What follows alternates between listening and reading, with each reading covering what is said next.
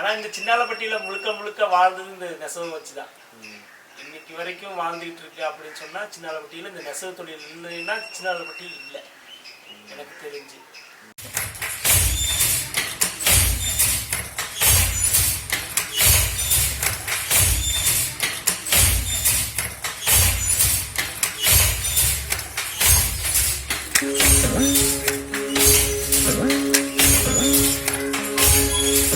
என்ன சொல்லி பாடி வருவேன் எங்க கதையே, நான் யாருகிட்ட சொல்லி அழுவேன் இந்த நிலையே.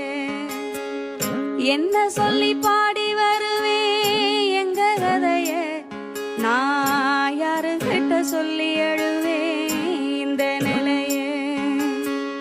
நூலுக்குள்ள ஆடைய வச்சான், ஆடையில மானத்தை வச்சான்.